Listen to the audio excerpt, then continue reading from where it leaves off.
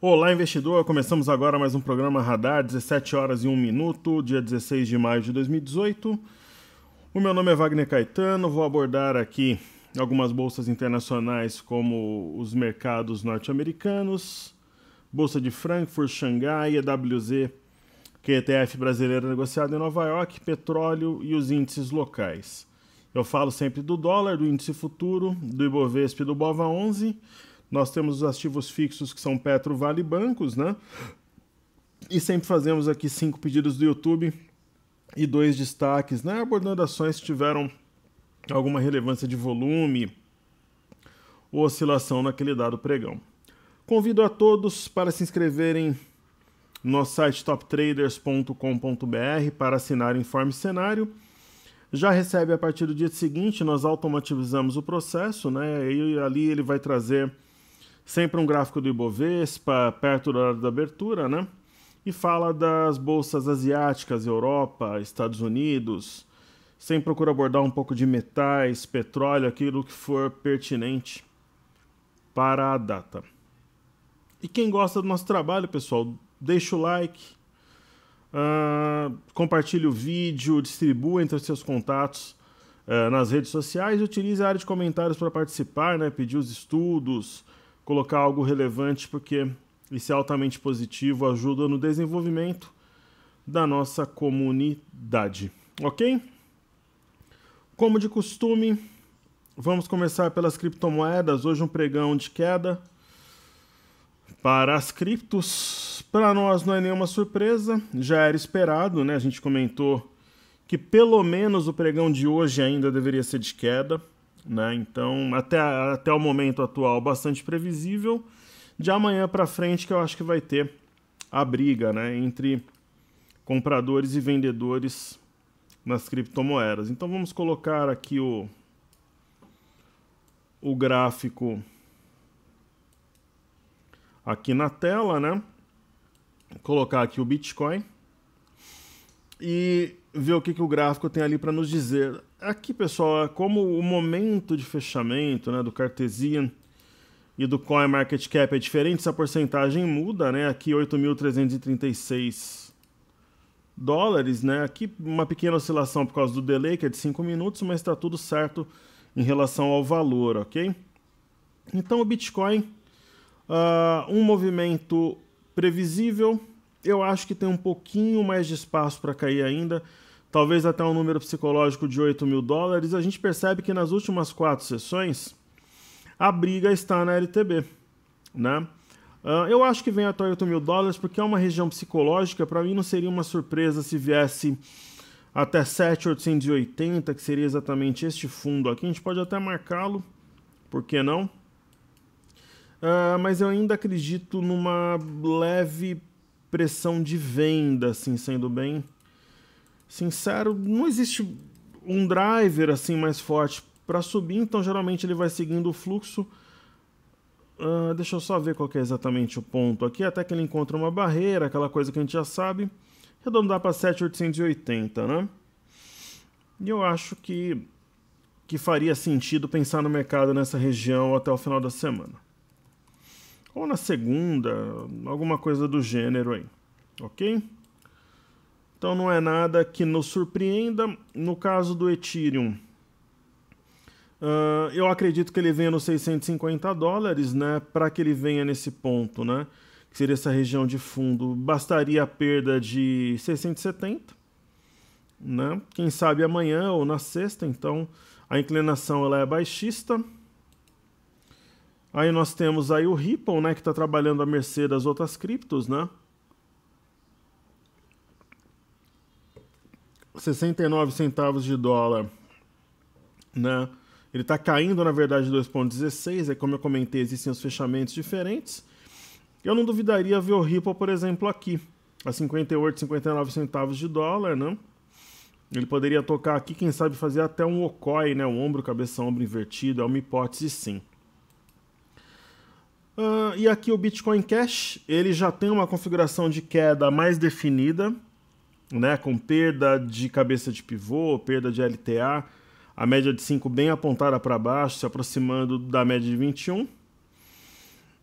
Eu acho que ele vem nesse fundo aqui, 1.246, 1.250. Porém, o fechamento desse gap a 1.142 não seria uma surpresa. Poderia ocorrer caso a gente tivesse, por exemplo, mais 2 sessões baixistas. São hipóteses bastante plausíveis, aí são desdobramentos factíveis aí para o curto prazo. Ok? Falando um pouco das bolsas lá de fora, né? Eu vou abordar aqui a bolsa de Xangai, na China. Primeiro vamos colocar aquele resumo que o pessoal gosta aqui. Xangai caiu 0,71, né? FTSE 0,15 de queda, DAX subiu 0,20, PK aqui na França 0,26. Então Xangai, houve queda, nada que mude uma leitura de alta para o curto prazo, mas eu até comentei, né, que poderia ter uma correção no tempo, até uma correção até a média, até o eixo do fundo duplo. O alvo aqui é 3.220 no mínimo, então mesmo que ela continue corrigindo, talvez na semana que vem ou na outra ela busque essa região. A inclinação, ela é uma inclinação altista, né? E o índice DAX, que subiu de leve hoje, a gente teve 2 ou 3 pregões, a gente pode considerar ontem também, porque foi um pregão de queda, né? Apesar de ser um candle verde aqui, e a mínima e máxima mais baixas que das sessões anteriores, então houve uma correção de 3 dias no tempo. Hoje retoma uma alta de leve, mas assim, uma alta que praticamente figura dentro de uma correção no tempo, né? Então, existe mais possibilidade de alta. Eu vejo o índice DAX a 13.300 pontos aí no mês de junho, provavelmente. Mas um processo corretivo não mudaria em nada esse desenho que a gente tem para curto prazo, para alguns pregões à frente, né? Ok? Correto, então vamos falar agora das bolsas norte-americanas, né? Estão fechando nesse momento, junto com o mercado à vista aqui no Brasil também. Vamos falar do Dow Jones, né? DJI. Subindo 0,25, é um pregão de certa forma morno, né? O índice Dow Jones ontem ele veio nessa região.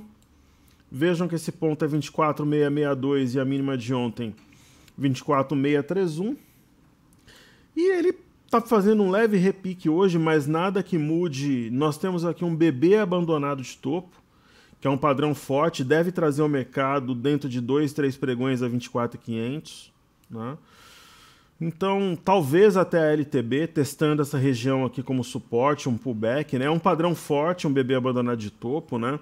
Se a gente observar o S&P, não é exatamente um bebê abandonado de topo, mas é uma estrela da noite, né? Que é um padrão de queda também. Hoje a gente teve fechamento de gap.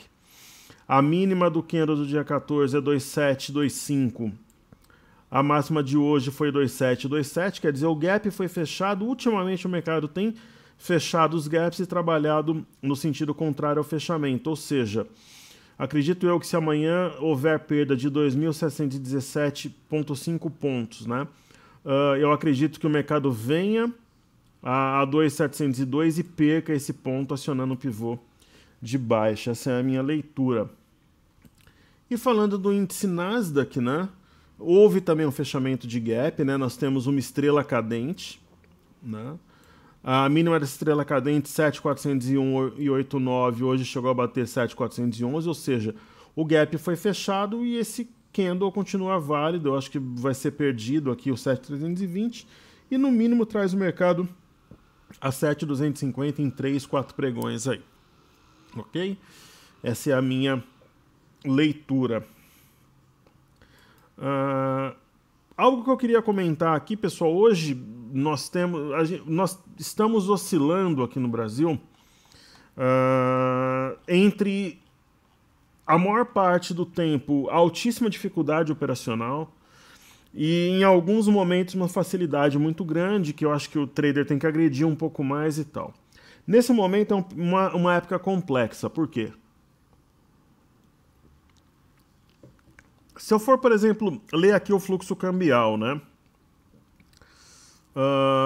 Eu gosto sempre de ver da semana anterior, né? Então veja aqui comigo, o fluxo cambial de 7 a 11 de maio positivo em 79 milhões de dólares, que É muito pouco, né? Geralmente o pessoal mensura isso em 2, 3 bilhões na semana. Por que aconteceu isso? No canal financeiro, nós tivemos saída líquida de 1,764 bilhão.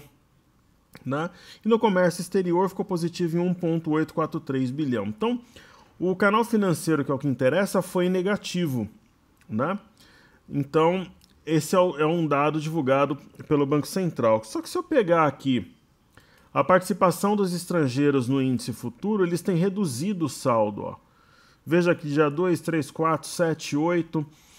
Eles chegaram a estar, por exemplo, vendidos aqui no dia 4/5 em 29.023 contratos. Hoje amanheceram vendidos em 1.747 contratos. Então, são situações contrastantes. E, ao mesmo tempo, quando você tem alta do dólar, como a gente sabe que temos no momento, né? Nós temos essa alta do dólar no momento, geralmente acompanhada de queda da bolsa. Só que aí você fala, professor, mas o dólar está subindo porque ele está forte lá fora. Os títulos do Tesouro Americano estão pagando mais de 3%, tem um fluxo para lá, ok. Mas quem está comprando aqui então? É o próprio estrangeiro que está reduzindo posição no índice ou são os locais? Isso tem oscilado muito. Por isso que o mercado continua em congestão dentro de uma faixa de preços específica, né? Então essa que é a grande verdade, pessoal. Então, falando aqui do Nasdaq, né, que faltou... Não, do Nasdaq eu comentei já, então vamos falar do EWZ. Então, realmente, no momento é uma leitura mais complexa e vida que segue, né? Em alguns momentos o mercado está fácil, em alguns momentos ele está difícil, né? Para algumas ações os gráficos são muito fáceis, para outras não. É um momento de complexidade, exige técnica, perícia, às vezes sensibilidade. Você tem uma leitura, mas aí você bota uma ordem, não chega a bater, ou você planeja alguma coisa, o mercado vai ali perto e ele faz um movimento brusco contra, você de repente não se posiciona por pouco, tem ocorrido. Então, falando aqui do EWZ, né, que a gente sabe que a ETF brasileira é negociada em Nova York, né?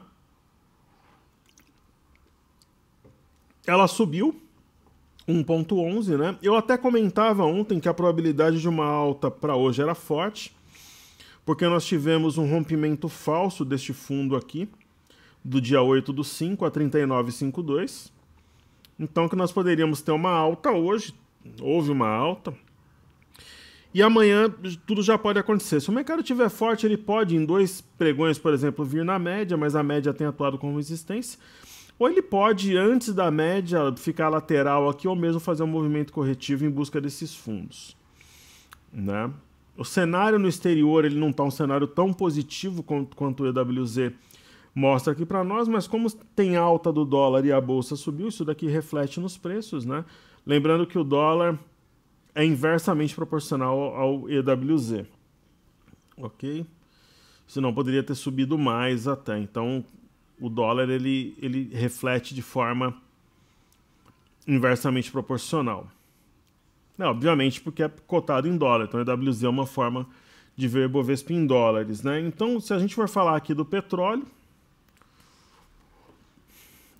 mais uma sessão de alta. O petróleo, eu até tracei aqui um estudo, um padrão de alargamento. Ele está contido ainda dentro dessa linha superior. Ele sinaliza topo, mas não desenvolve, ele vai e corrige no tempo. E até que nós tenhamos algo diferente, é assim que deve ser. Eu acho que o petróleo vem no 69. Talvez no início da semana que vem, ou no pregão de sexta, alguma coisa assim. Mas não acredito que ele fique muito... que ele trabalhe abaixo do 69, por exemplo. Se for uma correção na média para tomar fôlego depois, porque os drivers eles são positivos, ok? Então, é isso aí. Estudamos as 4 criptomoedas principais, bolsas americanas, petróleo WZ, Xangai e DAX. Então vamos agora para o mercado doméstico. Pessoal, o Ibov teve um pregão de queda, o volume levemente abaixo da média. Nós estamos na parte alta da congestão, né? Veja que 86.213 fez topo na virada de janeiro para dezembro, de janeiro para fevereiro, aliás, né?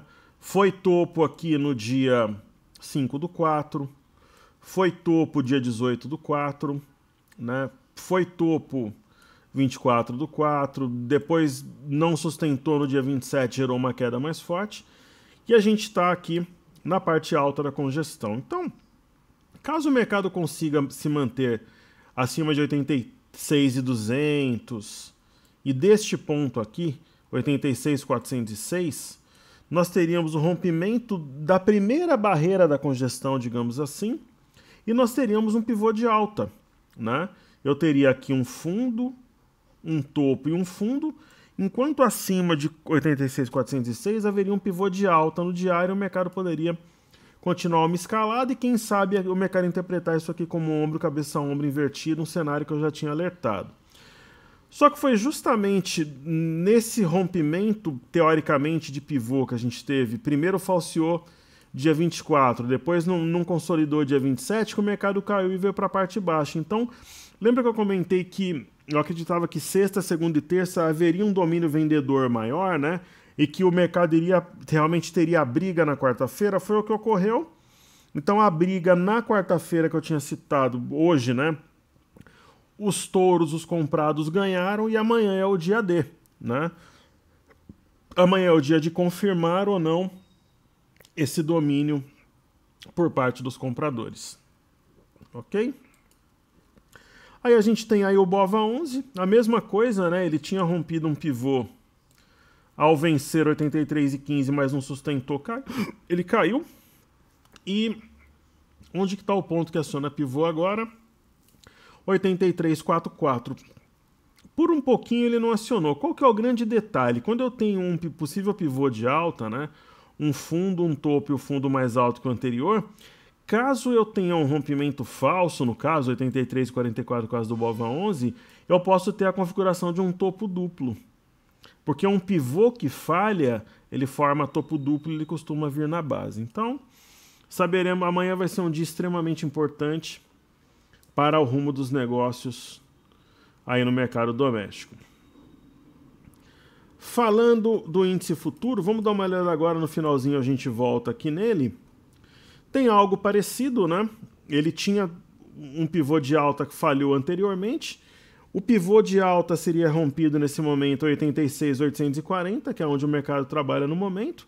Então, acima de 86.840 a gente tem um pivô. Só que caso, mesmo que exista um rompimento como teve no intraday hoje, se ele não sustenta, eu tenho a formação de um topo duplo. Então, ele está aqui entre a cruz e a espada. Foi por isso que eu coloquei ontem que o mercado estaria entre a cruz e a espada, já antevendo esse possível dilema aí do mercado. Então, o mercado, acima de tudo, ele continua congestionado já desde março, né? Existe uma congestão, então nada mudou, digamos assim, né? O que de repente daria... Eu estou observando isso agora, eu confesso que eu não tinha visto, a gente poderia pensar em traçar algo do gênero aqui no mercado. Talvez faça sentido. Traçar alguma coisa mais ou menos assim, ó. Possa fazer sentido. Não?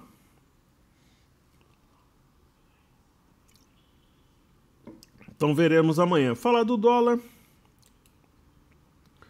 O dólar ontem finalizou topo, fora da banda de Bollinger superior, longe da média. Para que tivesse o topo acionado e justificasse uma operação na venda, seria na perda de 3.647.500. Não ocorreu, né? Então, hoje ele tem um novo sinal de topo, que é uma nova shooting star, mas está subindo. Então, a força compradora continua relevante, os títulos da dívida americana pagando mais de 3% ao ano, então isso daí sustenta o dólar lá nas alturas. Ok? Pessoal, vou falar de destaques do dia hoje, eu vou falar de Via Varejo, que subiu 7%, ok? E eu vou dar continuidade aqui a Estácio, que subiu 10%, eu comentei ontem, então acho que faz sentido.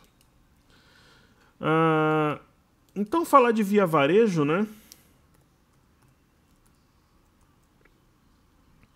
ela... Lembra que eu comentava com vocês? Falava, pessoal, você tem uma ação. A ação está aqui em cima na máxima, eu não sou comprador.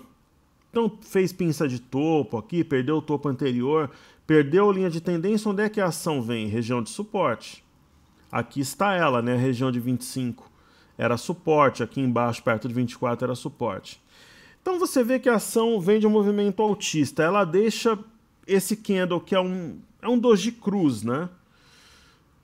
O pessoal da análise técnica clássica chama isso daqui de doji pernalta, né? Porque tem uma longa sombra inferior. Então, simplesmente hoje, logo na abertura, ao romper a máxima de ontem, 25,47, isso daqui acionou compra.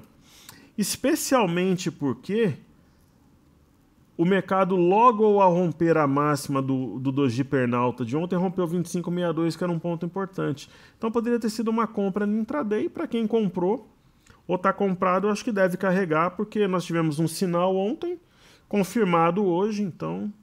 É assim que se trabalha com uma ação em tendência primária, secundária e terciária de alta. Você espera a correção e aí entra aquela ideia dos felinos, né? Você vai lá e agride na ponta compradora. Mais ou menos o que a gente falava de Estácio ontem, né? Esses dias a gente andou comentando o setor educacional, né? Então, pô, você tem uma ação que você deseja comprar, ela vem em tendência primária, secundária e terciária de alta, você admira a empresa é isso, a empresa é aquilo, aí ela começa a cair... É a mesma empresa, que vai ter problemas, vai ter qualidades, ela vai passar por diversas situações. Ok? Eu tô vendo aqui os pedidos do YouTube aqui, pessoal. Ok. Então, assim, comprar, por exemplo, a Estácio nos 38 é uma coisa, comprar a 24 é outra coisa, né? Quando eu comparo 38 com 24, arredondando aí, eu estou falando num desconto de 37%. Né? Então, por exemplo, ontem era a compra. Isso daqui era o Piercing Line Pattern, né? O padrão penetrante com volume. Então hoje já desenvolveu. Eu não sei se agora justifica, mas putz, ontem, né? Ainda mais que hoje rompeu 26,70 de baixo para cima, quer dizer, um rompimento falso desse fundo. É assim que se trabalha com a ação quando ela está em tendência primária, secundária, terciária de alta. Você espera o exagero, você espera o movimento extremo, vai lá e se posiciona. Baseado em média ou baseado em suporte, rompimento falso, e assim que a gente trabalha, sempre com tranquilidade, com serenidade, a chance de dar certo é grande. E hoje uma alta com volume, né? Diga-se de passagem. Então, agora eu vou fazer os pedidos do YouTube, né? Pra gente ver o que tem aí de pedido, depois fazer Petro Vale Bancos. Então a primeira ação que eu tenho ali é Move3, que é a Movida. Movida é um caso sério, nós operamos essa ação na imersão do final do ano. Aqui em dezembro a gente comprou um papel muito maluco, ele simulava um ombro, cabeça a ombro aqui, aí ele ficou enrolando para romper, nós caímos fora. Ele simula de novo um ombro, cabeça a ombro, mas ele falha. Esse papel, sendo bem sincero, pessoal, ele não me passa segurança. Para quem está comprado, eu não tenho nada contra, mas olha só, as técnicas que vocês aprendem aqui todo dia. Lembra que eu tinha marcado esse ponto aqui, 8,47? Pessoal, perdeu aqui de novo, era para sair. E muita gente ficou comprada, né? Então, além da gente ter um rompimento falso e a perda de um topo anterior, nós temos um topo duplo. Então, a tendência do topo duplo é trazer essa ação aqui para o 6,78. Ela é tão maluca que talvez ela não cumpra o topo duplo, mas eu não vou ficar comprado numa ação assim, né? Então, abaixo do 7,75, esse topo duplo ganha força e jogaria a ação aqui. Como tem várias outras...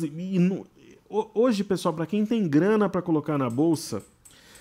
Montar uma carteira com 10 ações é um desafio. Tem épocas que não dá para montar com 10, tem que montar com 7 ou 8. Nesse momento, para quem tem dinheiro, para quem tem caixa vindo de renda fixa, de herança, de negócio, de venda de imóvel, dá para comprar tranquilamente 20 papéis para carteira, né? Mas também não adianta comprar 20 um pouquinho de cada. Eu estou comprado em 10. Mas dá para comprar 20 tranquilo, para quem tem caixa aí 15 papéis. Então eu acho que tem coisa melhor, sendo bem sincero, assim como eu procuro ser com vocês. Eu acho um papel bem maluco. Aí tem Copel, CP. Enquanto eu tô falando aqui, tá saindo alguma coisa da FIT, daqui a pouco eu dou uma olhada ali para vocês. CPLE6. A Copel, ela tem uma movimentação que era baseada num triângulo, né, pessoal? Putz, é só o que me faltava aqui. Deixa eu só ver se eu troco a ação aqui, se isso daqui corrige. Não, então vamos contar a história aqui. Então vamos dar, enquanto eu vou reiniciar o cartezinho aqui que travou a minha movimentação lateral, aí eu dou uma olhada no que saiu da FIT ali com vocês. Vamos dar uma olhada aqui. Eu tava vendo alguma coisa aqui saindo no meu broadcast aqui.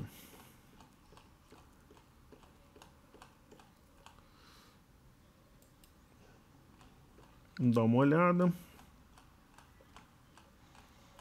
Algo da FIT. Então vamos ver aqui, ó. Normalização monetária global pode elevar juros de emergentes mais do que o mercado prevê. O Brasil está na contramão, né? Provavelmente hoje a última queda de juros aí no curto prazo. Ajuste de alta em juros de emergentes pode ser acentuado por apreciação geral de dólar, geralmente impacta aqui na inflação, então é isso que a FIT está dizendo. Ok?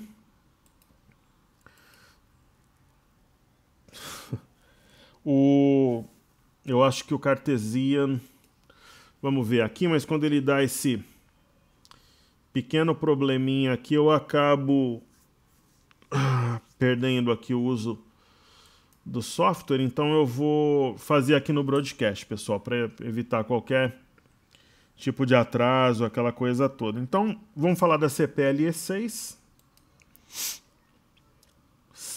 CPLE6. Vamos lá, gráfico. A gente faz aqui no broadcast.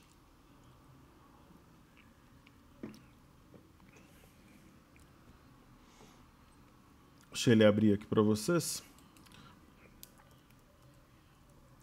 CPLE6. Então, o que eu falava da ação, né?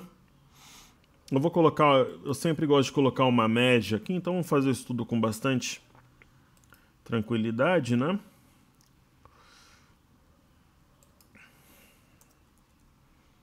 Então, a CPLE6, que é a Copel, claramente aqui ela tem uma tendência de baixa, né? Se você observar o médio prazo da ação, né? Vou traçar aqui uma reta. Nós percebemos aqui uma tendência de baixa no ativo, né? Vamos lá. Traçado aqui, apagou minha reta, fazer de novo não tem problema, a gente tem todo o tempo do mundo, né?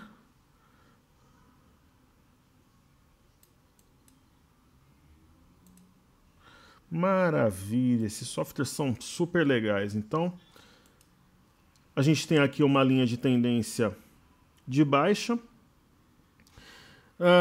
E o que eu tinha traçado anteriormente aqui, lá no broadcast que a gente não está conseguindo acessar, teoricamente eu tinha isso aqui, né? Que foi uma linha de tendência de baixa, de alta perdida e o mercado recuperou.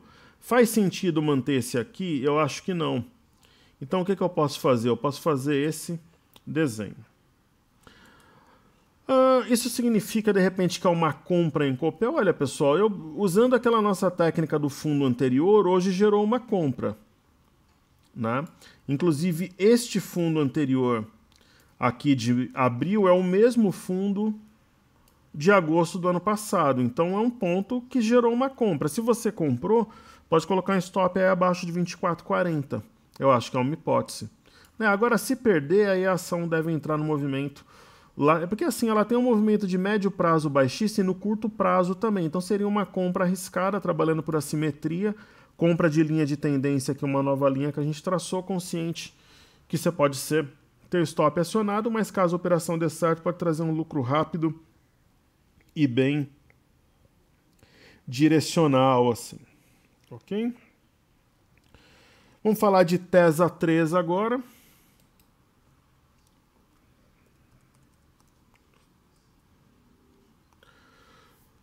Fazia tempo, né, que a gente não avaliava esse papel. Vou colocar uma média aqui.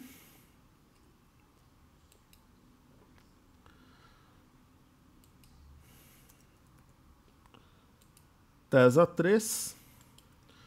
Vamos dar uma olhada aqui, colocar os nossos estudos.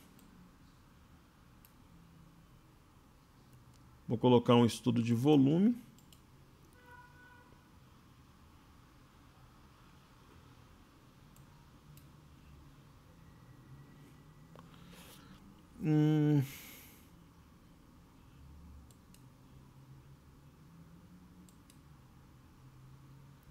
Uma ação com baixo volume, por exemplo, hoje 32 mil. Vocês sabem, pessoal, que eu não gosto, né, desse tipo de ativo. Eu acho que ele fica muito manipulável, digamos assim. Ela tem uma região aqui de 12,60 a 12,70 que pode ser alcançada. Ela o fez algumas vezes, inclusive esse ano. E esse padrão aqui é um triângulo descendente, né? Para quem não conhece o triângulo descendente, é um padrão que costuma, uma vez acionado, movimentar os preços de forma relevante. Na verdade, é mais ou menos um misto aqui de triângulo descendente e triângulo simétrico, né? Mas está mais para um triângulo descendente mesmo. Faria mais sentido aqui um triângulo descendente aqui assim, né? Alguma coisa assim. Então aí a impressão que dá é que vai testar a linha de baixo e vai perder essa linha aqui. É a impressão que eu tenho para esse ativo com baixíssima liquidez. Então, aí tem BSEV 3, que o pessoal pediu também.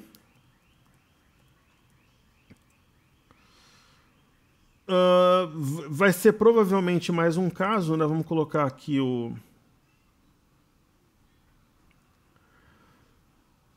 É que lá no Cartesia eu já tenho os estudos prontos, né? E aqui tem que pegar, fazer o estudo. É uma maravilha, né?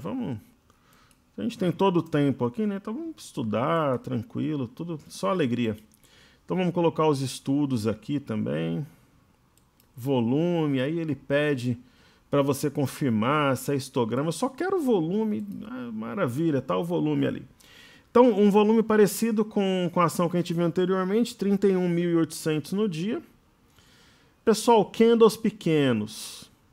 Baixa o volume, fica a maior parte do tempo parado e dá esses tiros aqui. Isso daqui, um médio investidor ou um pequeno investidor que é maluco faz isso aqui no day trade. Né? Então, é uma ação meramente especulativa. Como o nosso foco é em investimento, então, só que está em baixa, né? Você pega geralmente esses ativos, todos eles com baixo volume, quase sempre eles estão em baixa assim. Então, fora do nosso perfil, a tendência é continuar caindo, estilo caminhão descendo ladeira, com alguns momentos histéricos aí dessas altas malucas que a gente vê. Aí, por fim, dos pedidos direcional, a DIR 3. A DIR 3 é uma das boas opções do setor, né? Ela é uma ação em tendência firme, de alta. Como a Zetec, por exemplo, é uma opção que a gente vem comentando como sendo interessante. Só que é uma ação travada, né? Ela se movimenta de forma lenta. Daria para traçar, por exemplo, aqui uma reta, né, unindo esses fundos, por exemplo. Ó.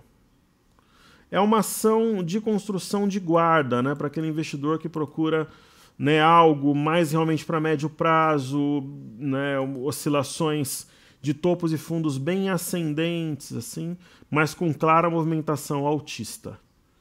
sendo simples e claro. Assim. Então, por exemplo, é uma opção, na minha visão pessoal, interessante para quem quer apostar no setor de uma ação de guarda do setor de construção. Então, toda vez que ela vem nessa linha, ela dá uma boa oportunidade de compra e assim ela tem seguido. Ok? Então, é isso. Vamos falar de Petro Vale Bancos agora. Deixa eu só responder aqui. Eu não sei se o pessoal faz de brincadeira. As pessoas querem falar comigo quando eu estou fazendo os relatórios de manhã, os informes, e quando eu estou gravando o programa à tarde. Já chega a ser impressionante assim. Seria engraçado, mas até um certo ponto mas no dia a dia as pessoas sabem do horário que eu estou produzindo os trabalhos e elas querem falar coisas que estão nos informes, que já foi falado anteriormente, enfim, e vida que segue, né, pessoal? Então vamos falar de Petro Vale Bancos. É tudo brincadeira, tudo no bom humor aqui. Falando de Petrobras, enquanto o petróleo estiver em alta, tiver esse assunto da sessão onerosa, enquanto a gente não tiver a segunda reunião do Copom, né, o segundo dia hoje, Petrobras vai subindo sob diversos drivers, né? O próprio petróleo, a sessão onerosa e diversas expectativas. Petrobras é um caso de ação que está extremamente longe da média. Nós já interpretamos isso aqui como sendo um triângulo ascendente. Tocou no alvo ontem, está acima do alvo. E, pessoal, assim ela segue. Quando os ativos estão assim, eles têm uma memória. O mercado costuma insistir numa ponta. É uma ação que tem muita gente vendida. Então, muitas vezes o pessoal toma termo nas corretoras e vai no day trade para quebrar os vendidos mesmo no ativo. Em algum momento ela vai corrigir, professor? Vai voltar na média? Vai. Mas pode ser amanhã, pode ser na sexta, pode ser na semana que vem. Eu acho que antes disso ela vai ter um sinal e esse sinal vai ter que ser confirmado. Houve um sinal apenas no dia 11, um sinal fraco, ela ignorou, continua subindo, né? Se nós interpretarmos isso aqui como um movimento de descanso, né? Ela estaria perto da réplica desse movimento inicial. Então, seria uma segunda visão para isso aqui. Então, seria mais ou menos isso, pessoal. Fazendo rapidamente um estudo aqui, seria mais ou menos assim, ó. Eu entenderia esse movimento como sendo um movimento corretivo, ok? Então, como é que a gente trabalha tecnicamente nesse tipo de situação? A gente vai soltar FIBO a partir deste fundo. Seria mais ou menos aquele princípio do mastro bandeira. Então, o que eu vou tentar fazer aqui?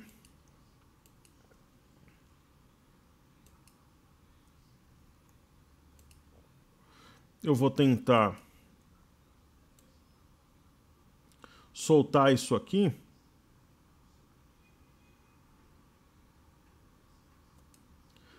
a partir dessa região. Então perceba que já há muito tempo o objetivo seria alcançado. Se eu replicar a partir do topo, veja aqui, ó. Então se eu replico isso aqui a partir do topo,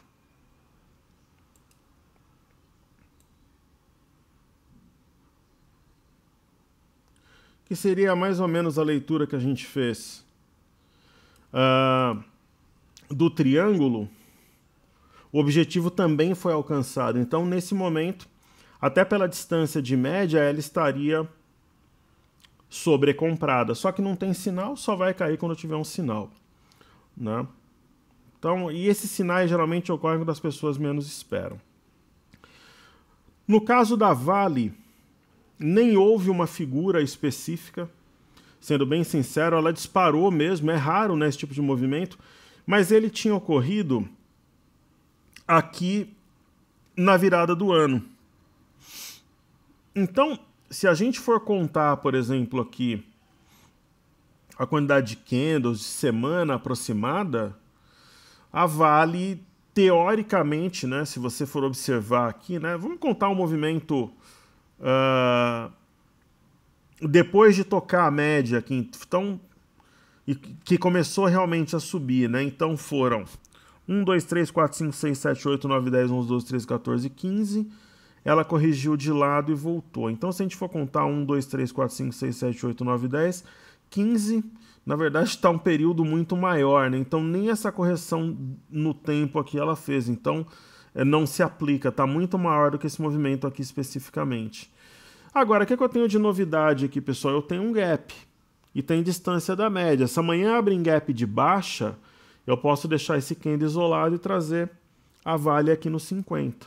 É uma hipótese, mas não tem sinal.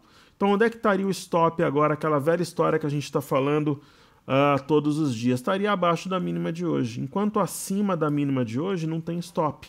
A ação vai seguindo. Aí, pessoal, envolve o pessoal posicionado no índice futuro, envolve o pessoal posicionado em opções. Existem inúmeras variáveis que envolvem, além do papel, esse tipo de situação. O papel é parte do integrante, mas não somente ele, né? Então, tem pessoal fazendo hedge, pessoal trabalhando com operações estruturadas e tal. No caso de Bradesco, eu comentava ontem que eu acreditava num pregão altista para Bradesco hoje, porque este pivô, eu tenho aqui um topo, um fundo e um topo que foi gerado na média. O pivô de baixa foi acionado ontem, mas o mercado fechou levemente acima desse ponto.